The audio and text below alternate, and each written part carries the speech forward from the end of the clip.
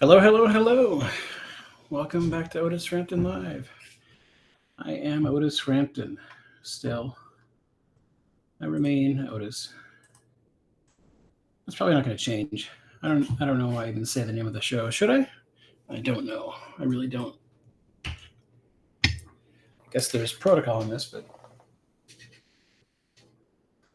I don't know what it is.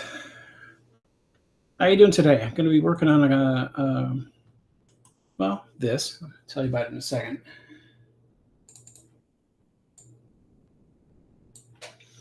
So today's another Makin and Drawn. No, I'm sorry. I always screw up the name of my own show. Makin and Talkin Comics. That's what I call it. Makin and Talkin Comics. Another episode of Makin and Talkin Comics, and I'm going to be working on what is going to be the cover. Let's see.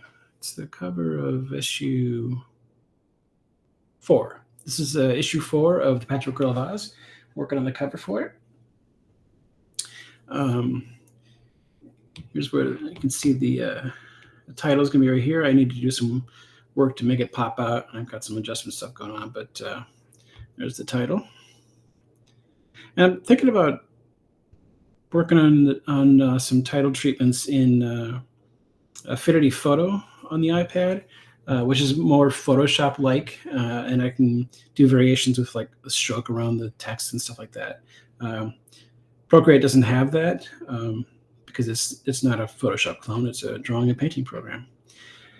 Anyway, so I got this all set up here to go. I'm going to go about 45 minutes or so working on this, and then I'm going to jump into the talking about comics part of the show, and it's one of my favorite single issues of all time I'll be talking about. So if you are in the chat room, feel free to chat with me. I will be here. And I'm just going to get going. So I already have, so obviously, let's see. Where is it? There you go. So this is all I really drew is, one side of her because she's looking in a mirror right now. But I already have it set up, with unlimited amount of layers, showing where I want the character, the mirror character to be, just so I know where it's going. But for now, I need to do a couple of cleanup things.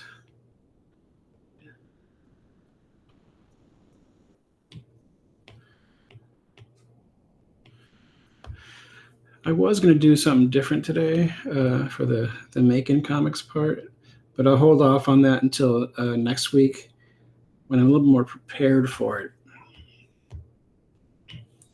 I'm going to do a special episode that... I guess I need to fix the line art. It's not working out for me. I was going to do a special episode where I basically show you how I make a page from start to, why is it doing that? Start to finish. Sorry.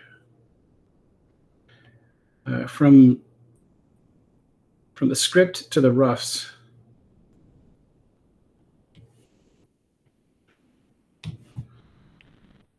I need to get my reference set up. And that should be fun. It'll show you how I make comics in Procreate.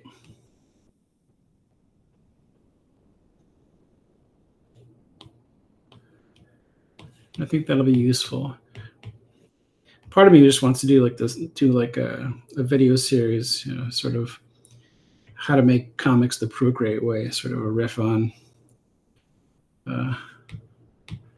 how to make comics the Marvel way. Maybe I wish I had time. I really do, because I think that if more comic creators knew what was possible in Procreate for comic creators, I think more would be more comfortable using it.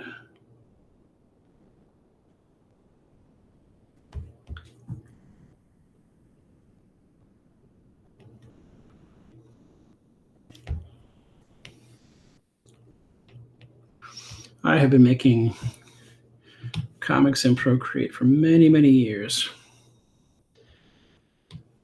I'm always kind of shocked that some people still say, well, it's not up to the quality where I can do print comics yet. I'm like, I've been doing it for years, buddy.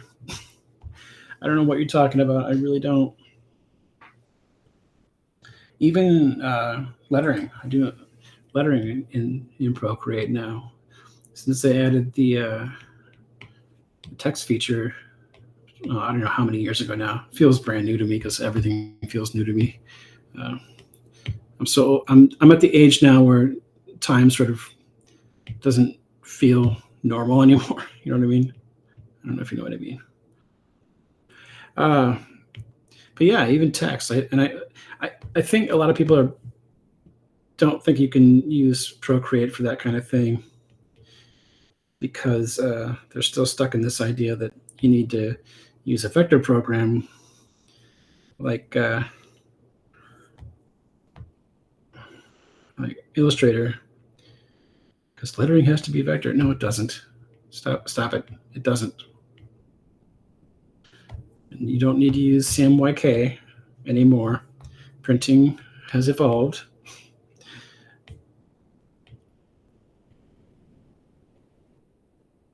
That's one of my biggest battles when I talk to people about stuff like that. You got to have CMYK. No, you don't. You don't.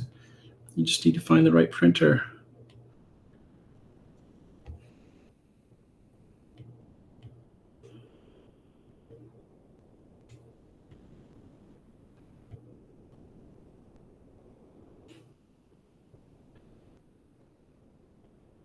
And if you want to know a good printer for like prints, I use Cat Print, and they're never send the CMYK file. It's all RGB, and the colors come out wonderful. So it will never not be weird to me to hear people saying you gotta have CMYK.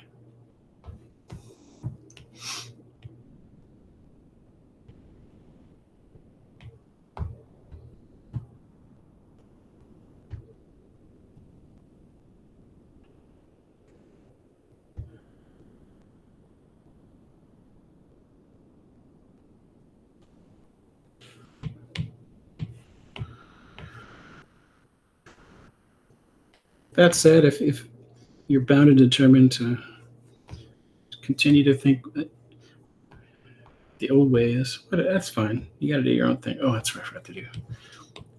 Add stitching to her nose. My wife caught it when she flatted this, but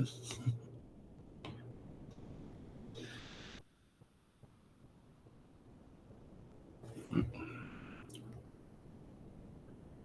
she catches me in a mistake, she does her best to fix it. You can see where she tried to put where she thought it was going to go.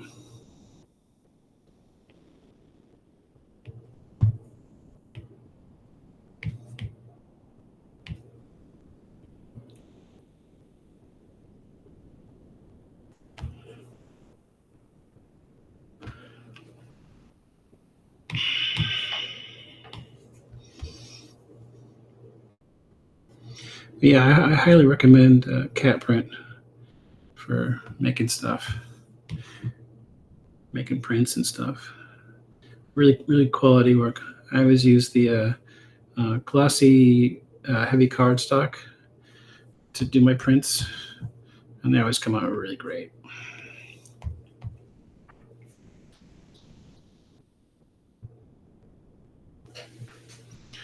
I gotta fix the flats.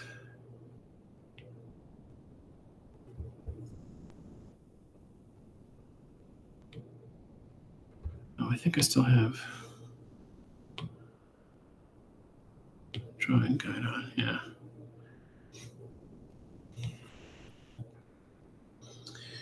Where was I? Oh, yeah. I wish I could remember the name. I feel really bad about not remembering the name of the company that does that I get my convention banners through, because their printing is amazing too. The colors come out so good, and I never expect the colors to come out really good on that kind of printing, because I don't know. I guess I don't know why I think that, but they're really great. And if I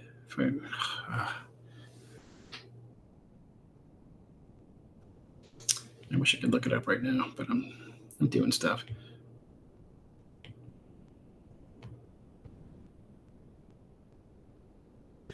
So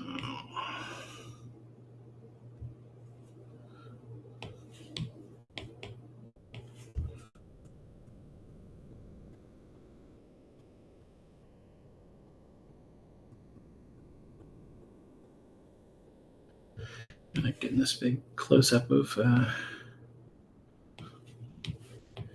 Patchwork Girl for this cover.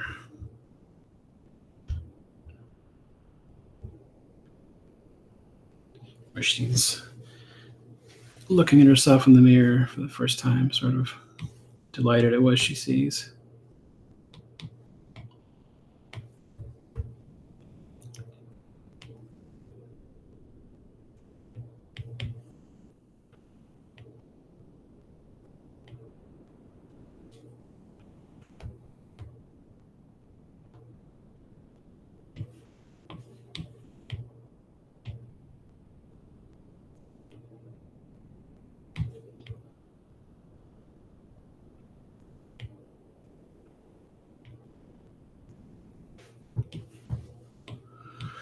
Just going around fixing things here and there.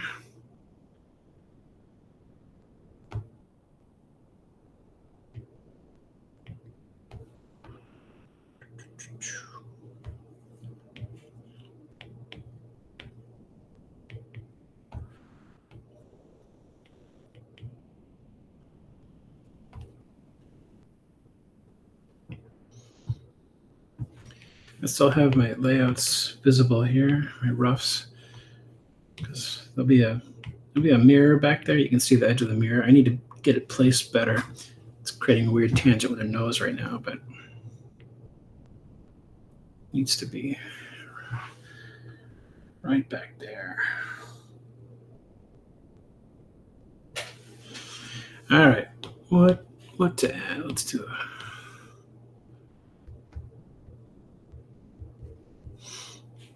Let's put a little shine in her eyes.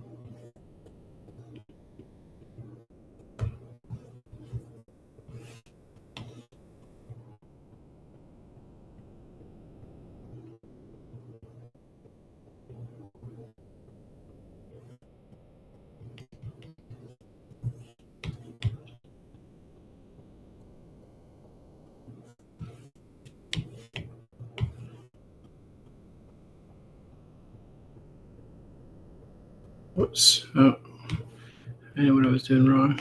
Shoot. Oh, I was in the wrong layer. Come on. Oh, I was just in the wrong layer for that.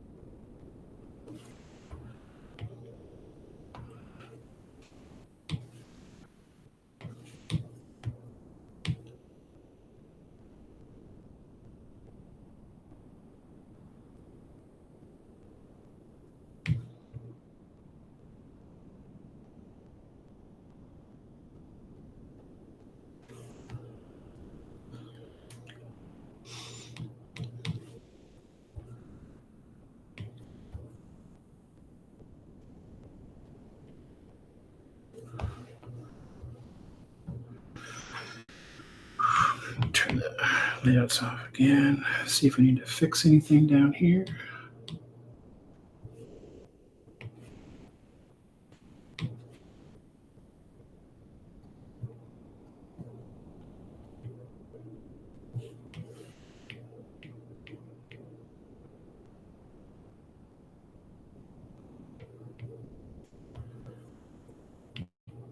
Oh, that's weird.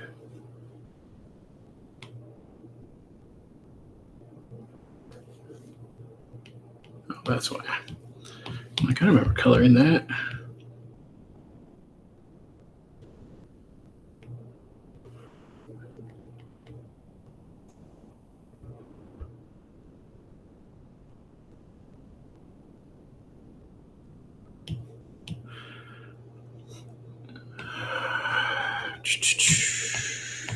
What time is it? Only 15 minutes elapsed.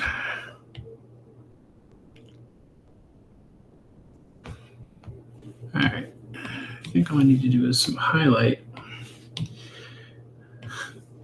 I always wonder if some people watch me do this and think and get a whiplash from how I move to different parts.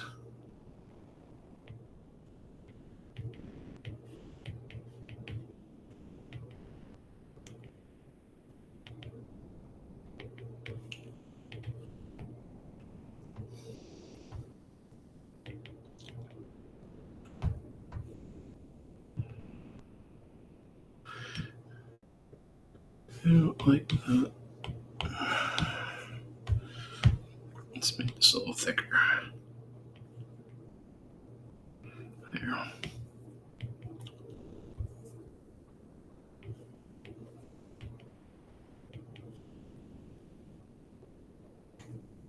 There, that's better.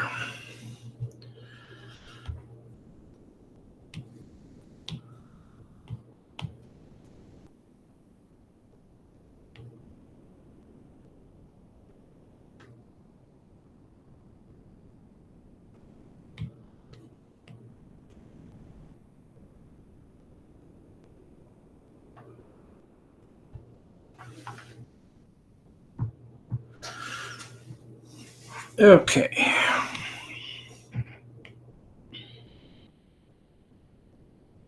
Oh, I just saw something.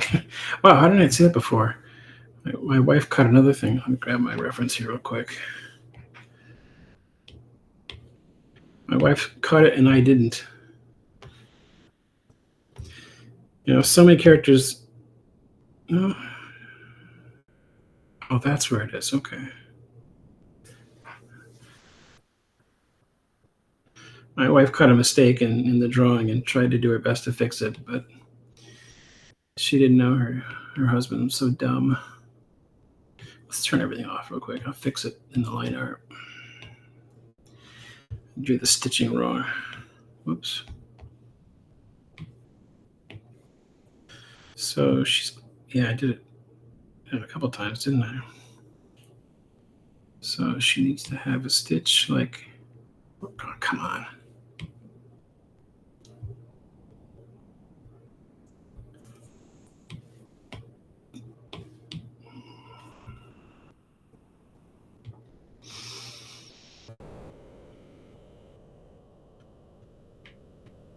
Let's just erase this.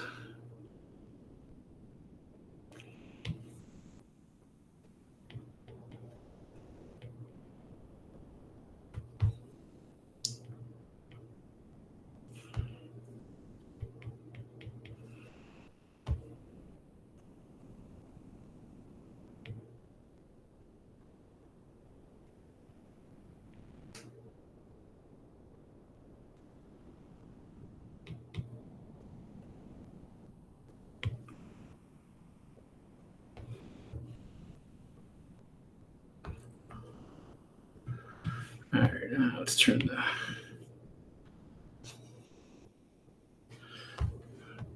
But I think I drew her. Let me just check the. Yeah, green, orange, okay.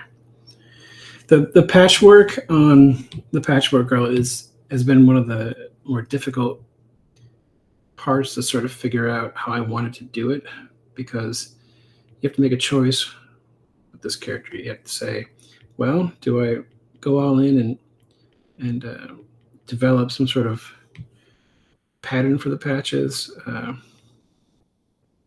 that I'll have to stick to for the rest of the series, or do I just wing it and assume that people won't notice? I kind of split the difference. I did what is it? Was it King Solomon who's famous for splitting the baby down the middle? Did one of those. Let's go with split the bicycle from Seinfeld. That's a little less gruesome. I split the bicycle. I did a Newman, and I said instead of coming up with a pattern for all the patchwork that I'll have to adhere to for the entire run of the series. Let me backtrack real quick. When I was deciding what to do here, I said, well, let me see what the original artist on the Bomb novel did. Let's see how they dealt with that problem. And I looked at the pages featuring the Patchwork Girl, the illustrations in the original novel, and that's one right there. Oh, there's another one. Boy, I really got to fix some things. The original artist, and I forget the name of the artist. I apologize. I know it wasn't W.W. Denslow. He did the first Oz book. I know that name very well, but I forget the name of the artist. The artist of the Patchwork Girl of Oz didn't do anything consistent in terms of the patches. It's all over the place. It's kind of funny when you look at it too, because it's like, wow. They just said, screw it. No one's going to notice, and I don't have the patience, and this is what I'm going to do. It's kind of funny.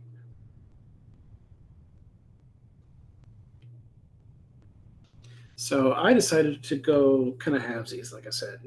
And I said, okay, I'll develop a pattern for her face that's consistent. Her face and neck, I should say. And then for elbows, we'll have big circles for elbow patches. And that'll give sort of like a weird set of reference points for the character, so that the face is always the same. You're never going to look at the body and go, hey, wait a minute, that patch was there and that patch was there.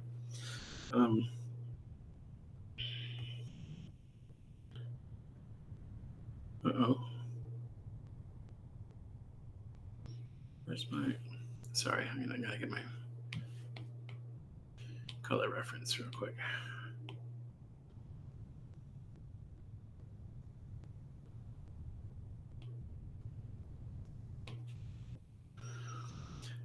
Anyway, back to the Patchwork Girl. So I said I'm gonna split difference, do the face and neck, and that way that'll be consistent. Just wanted to have these in case I ever need them. And that way her face will always be consistent, and I'll have something to lean on for how I want that to look. But even with that small area remaining consistent, it's been challenging already. Something tells I almost want to believe that the reason that Marvel, that Eric Shanower and Scotty Young stopped at book 6 in the Oz series when they were doing it for Marvel is because of that. And they're like, we're not even touching the Patchwork Girl. I don't want to deal with that. I don't blame them, but I'm glad they stopped there, and I got a chance to do this without feeling like I was stepping on any toes, because it's probably my third favorite of the Oz books after the first two. It's a lot of fun. It's a fun book, and it's fun characters like her, like the Patchwork Girl. She's a fun character. All right. Oh, no, geez. Boy, I thought I'd be finishing this stuff up faster.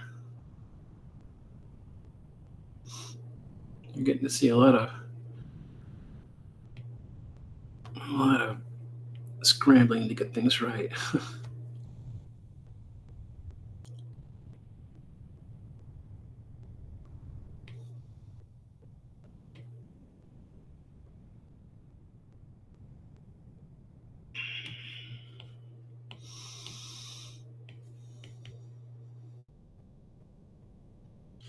But with a close-up like this, I really want it to be right.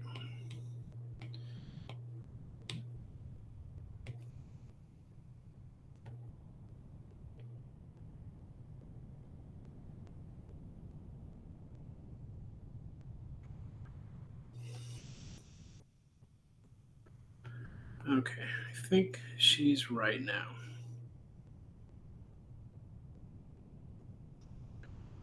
I just realized something. I did like a circular kind of patch for the chin here. It doesn't match up, but maybe I should keep that. I kind of like that.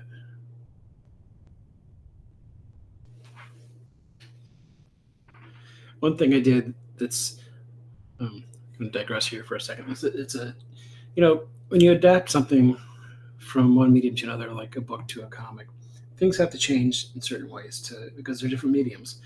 And then there are other changes that I feel like are thematic ones that need to be done.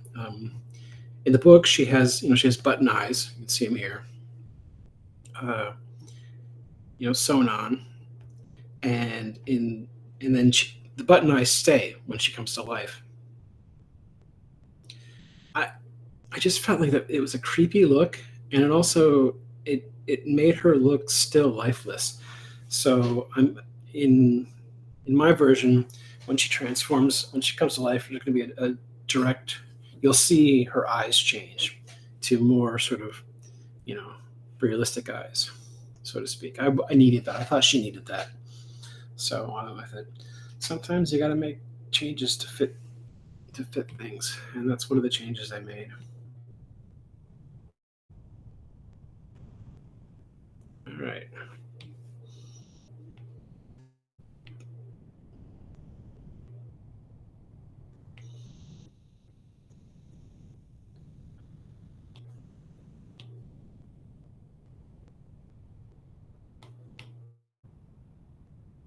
Shadow.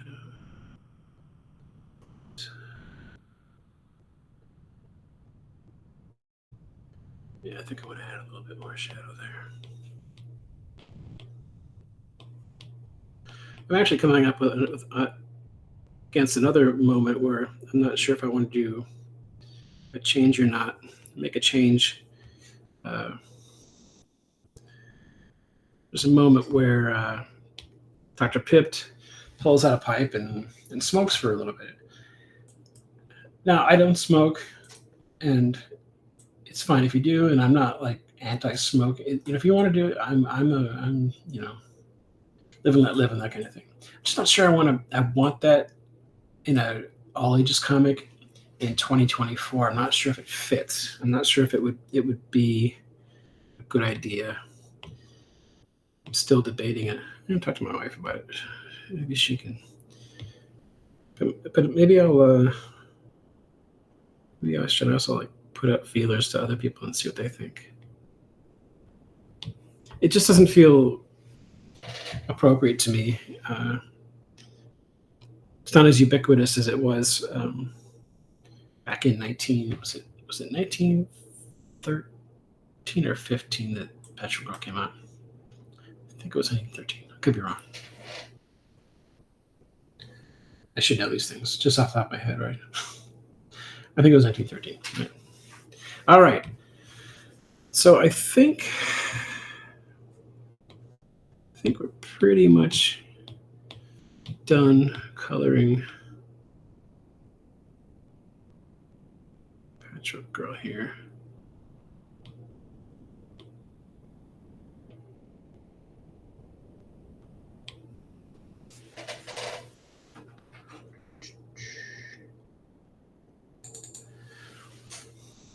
So I'm gonna flatten my mirror rough. Just did that for placement, because I needed to know where the fingers touched and how they attached. But I think no, I gotta do one more thing. Just one more thing.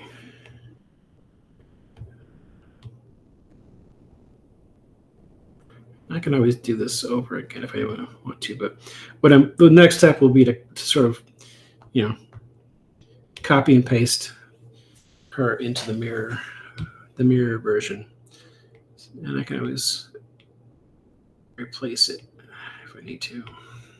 All right, so let's just pass it there.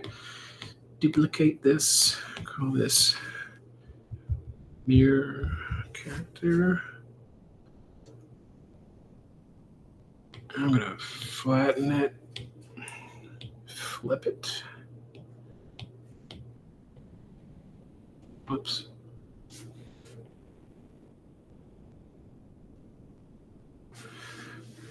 See, that's what I did. I'm glad I did that sort of reference to get the adjustment right. Or good, yeah. Oh, come on.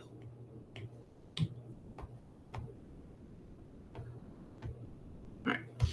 This is what I did. I used the liquify tool to sort of push and pull the other finger into this place.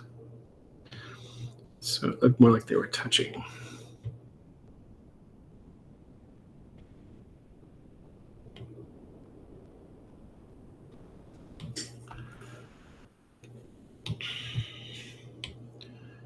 Sharpen it just a little bit. Here we go.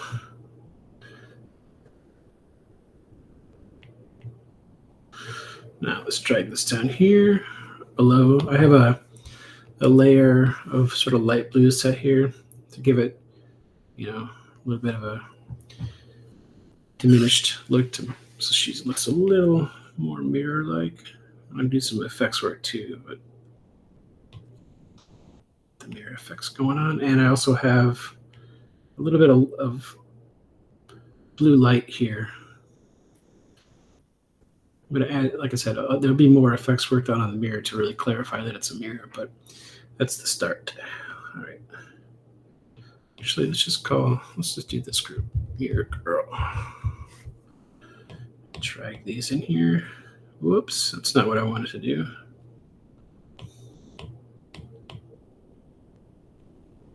There we go. All right, there's our Mirror Girl.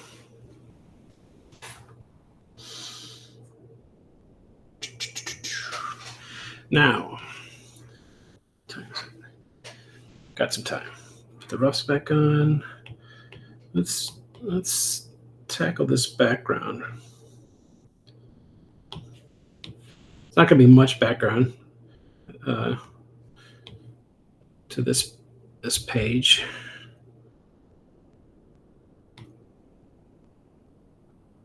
And let's see. I already have some adjustment layers set up. Let's get rid of this stuff. Got this and this. I'm not sure if I'm going to keep these. I was playing around with ideas.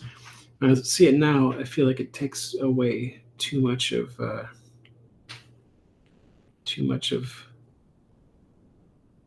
girl, but I need that title to pop, so I added a little darkness there. We'll see how it works. I'm going to leave that stuff on for now, so I know what I'm doing. And let's grab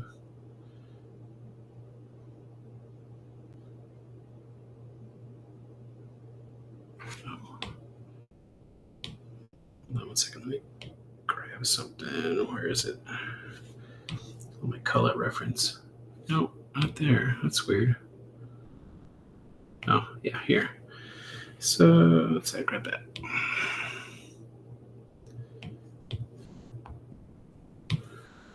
Now, shading. I'm going to do this. I'm going to edit it.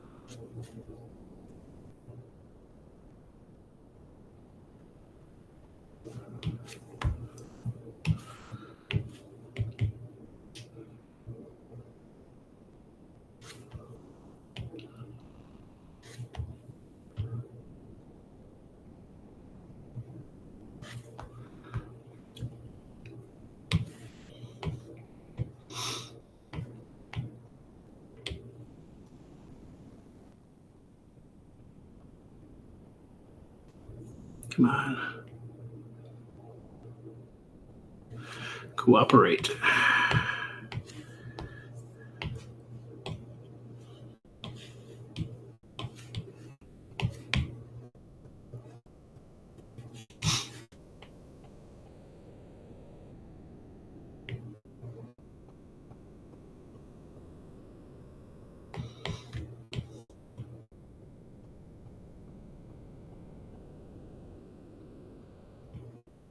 Oops, I don't know what I'm doing. Sorry.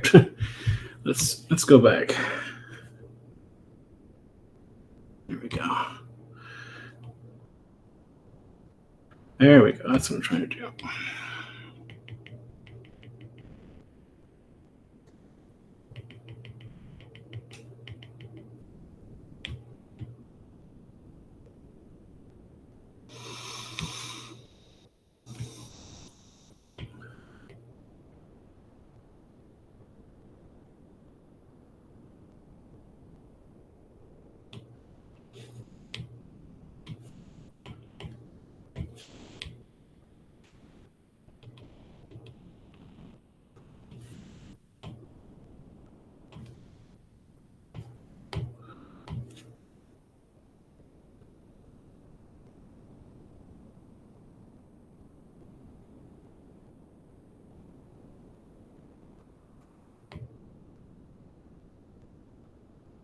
So, actually, here, I'll drag this up. This is going to have to go there. And this is going to have to go there. There we go.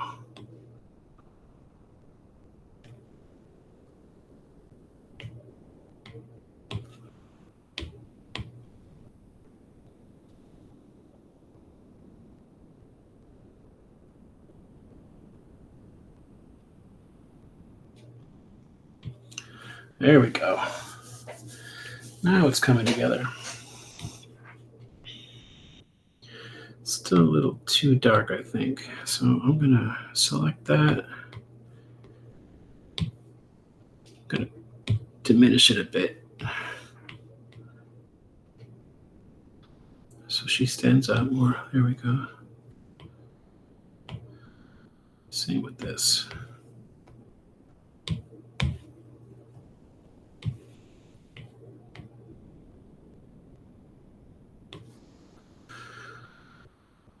Okay.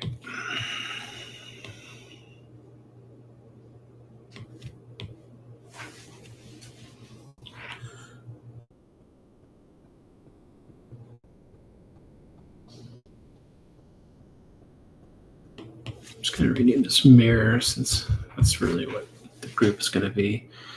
All right, now we've got edge of the mirror. Let's create a selection. We're going to save this one so that I can always access it easily.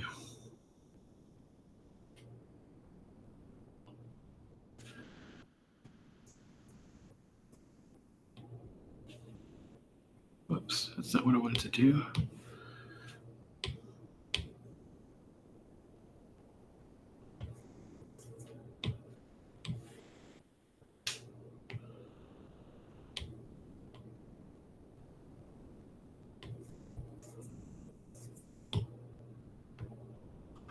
I'm going to get rid of my reference. I don't need it anymore. All right.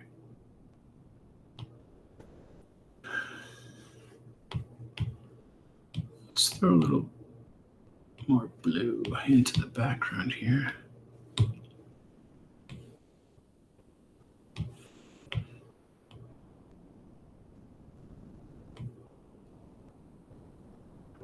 No, I guess I need.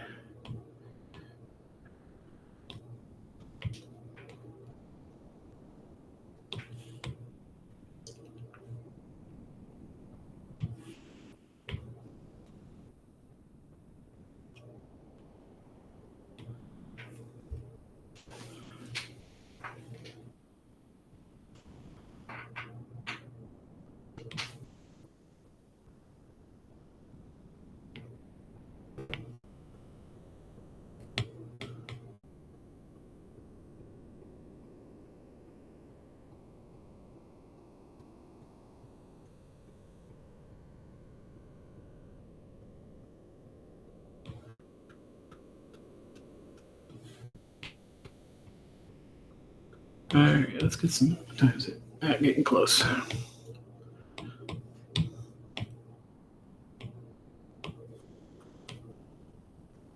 Just gonna get this started.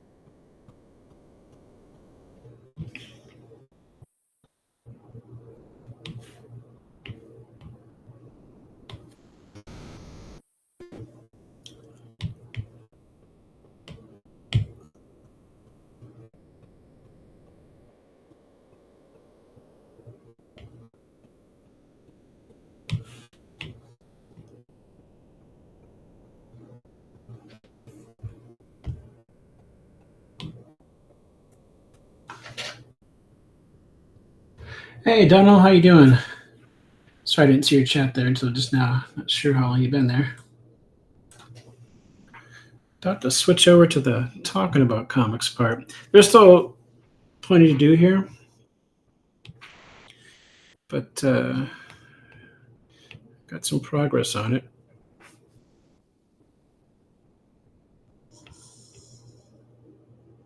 Oh, that's one reason why. There we go.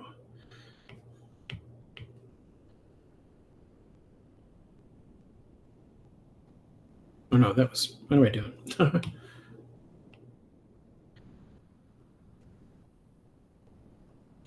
There we go. I don't know what I was doing there.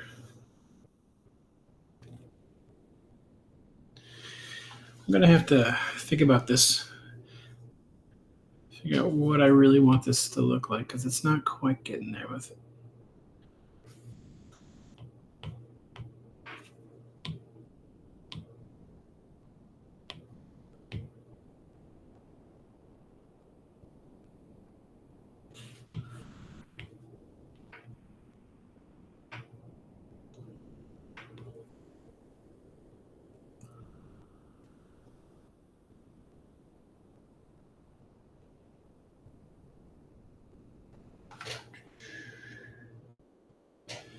But it's a start. I may need to like turn off all the adjustments and go back to basics and see what can I do to it to help with the overall color. But as with that solo piece I was working the other day, and I told you that sometimes it's good to step away from a piece and then come back to it with fresh eyes, and you'll see whatever was bugging you. You know what I mean? You'll see the problems. I don't quite. I know there are problems, but I don't see them clearly right now. So I think it's time to move on to the next part. I just realized that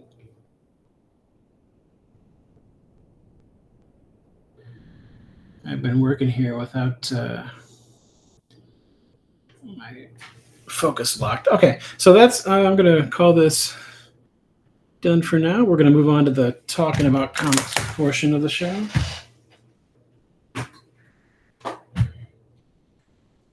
And today we're talking about Fantastic Four number 267. Let me just get the temperature down.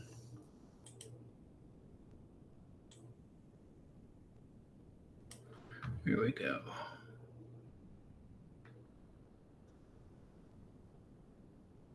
Okay. I hope that things weren't blurry for a while there. I just realized that I didn't have my camera setting right, but what you gonna do? It is what it is.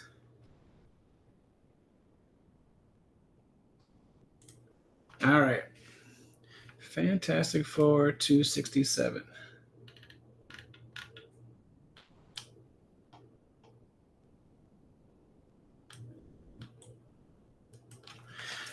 So, why is this special to me? So here's the thing. I told you about when I started reading Fantastic Four. Oh no, I did. I told you about Alpha Flight. That's right. I don't know if I've done Fantastic Four yet. Maybe I have, maybe I haven't. I'll have to look. Am I repeating myself? Now I'm starting to worry.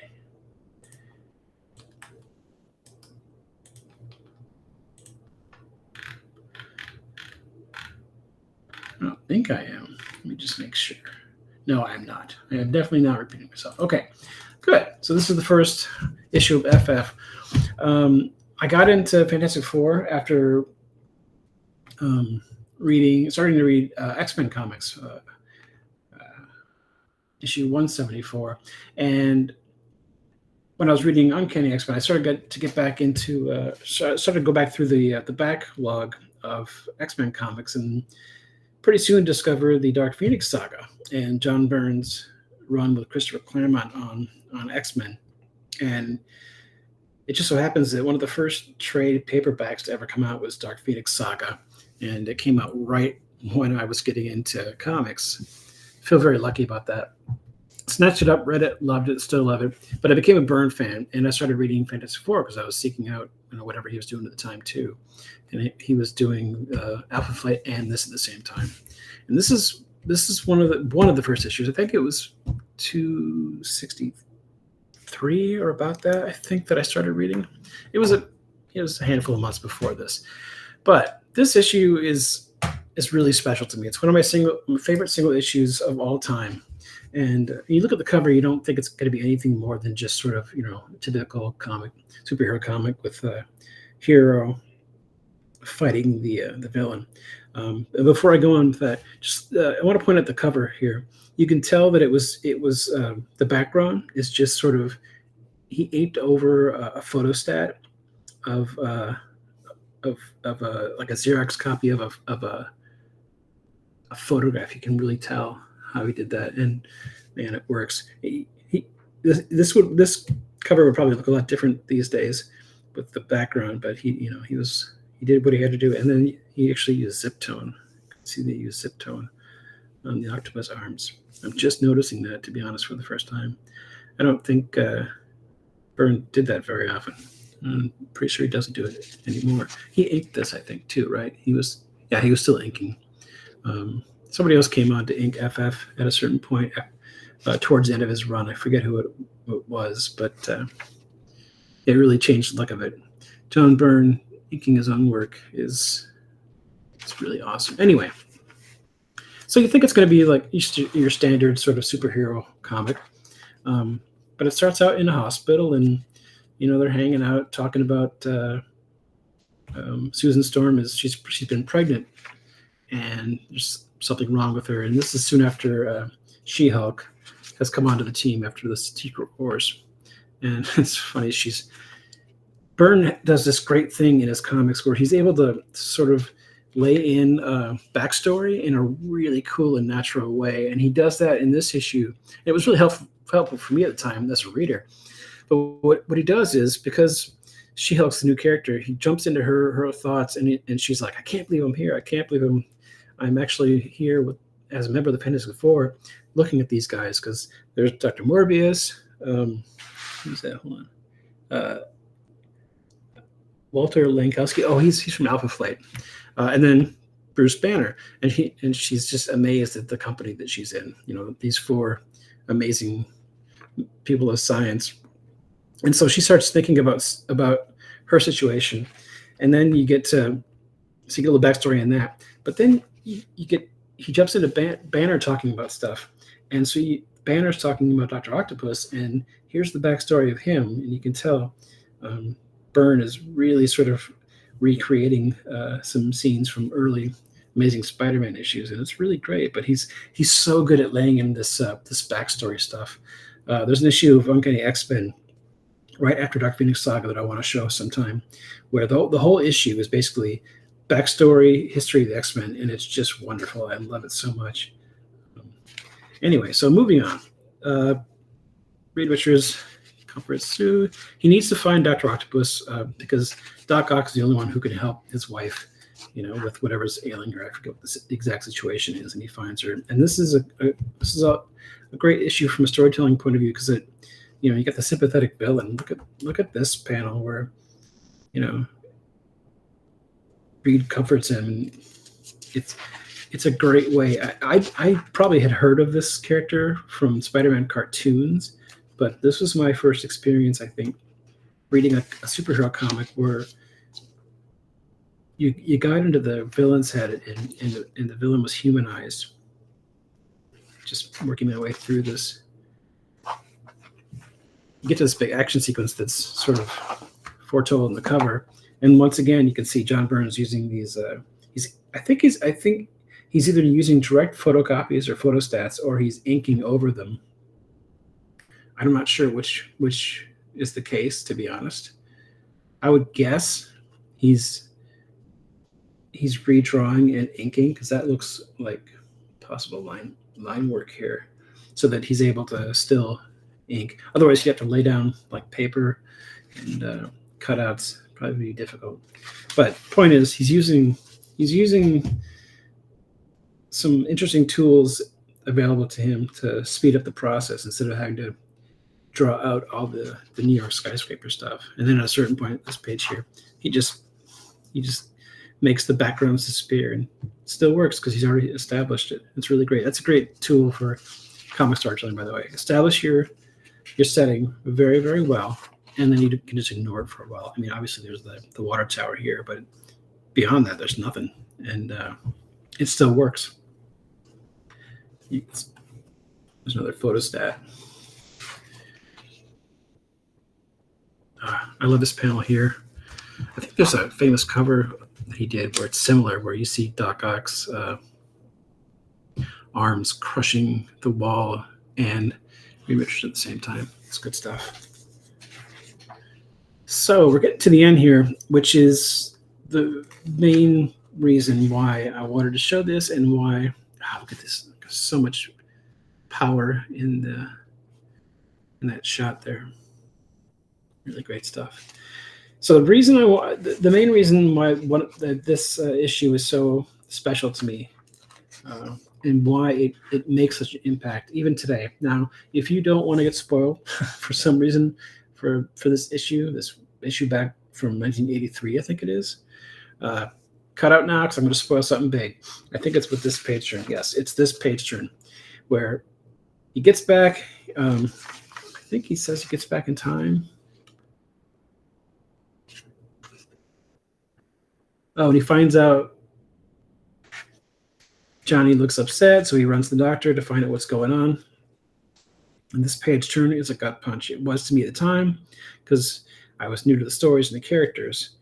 But even now, it's amazing to me, this page turn here. The doctor says, "But I'm afraid she lost the baby a little over 30 minutes ago." Man, and how he frames it, small in the page, surrounded by black. It's one of my favorite single pages of any comic. It's so powerful. It's really beautiful. It's so simple. And the moment has so much going on. Reed finds out that his child died, before it was born. And all of the heroic effort he put into going and finding a solution to whatever the problem was, medical problem was for nothing. And there's not even like a to be continued or anything. It's just boom, cut to black, but also, the small frame. This is a beautiful example of a comic book artist using the medium to his advantage. He knows there's a page turn here, and he could have done this full frame. He could have done this page full frame, and it still would have made an impact. But he knew the medium he was working in, reducing it to a small panel set in black. He knew exactly what he was doing. It's amazing. I really think John Byrne to me is one of the greatest comic book creators of all time. Always will be. I love his work. New, old, doesn't matter what he's doing. I will always be a fan.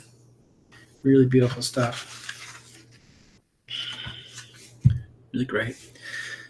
So that's the comic for today. Fantastic Four 267. The comics around this time were really fantastic, no pun intended. It was a great run. Byrne's run. Look, no disrespect to Stan and Jack, but I think Byrne's run on Fantastic Four is the quintessential Fantastic Four. Byrne was basically doing Stan and Jack in the 80s, and I think he did it a little bit better, to be honest. I mean, there's some examples, obviously, like the Galactus storyline that can't be topped, but Byrne's run was epic. It was epic. I also love Mark Waid and Mike Wieringo's run in the early 2000s. That's another run of FF that I adore. It's one of my favorite comics. I can't wait for the movie to come out. I'm so excited and terrified because I want it to be right. I want it to be good because I love these characters. So we'll see. All right, that's all for today, everybody. Thank you so much for hanging out with me while I make comics, hanging out with me while I talk comics. These Making and Talking comics segments have been like therapy for me, honestly. I at the end of each show, I walk away thinking, God, I love comics, and I feel like I've gotten away from that. I feel like I haven't looked at the comics that made me a fan of the medium enough recently, and so it's been really great to sit here and look at them and share these with you, and I hope that you've enjoyed it. So I will be back Monday for another episode of Making and Talking Comics, 1 p.m. Central. Thanks so much for watching. Please like, subscribe, follow on Rumble, YouTube, all that good stuff, and I will see you on Monday. Take care.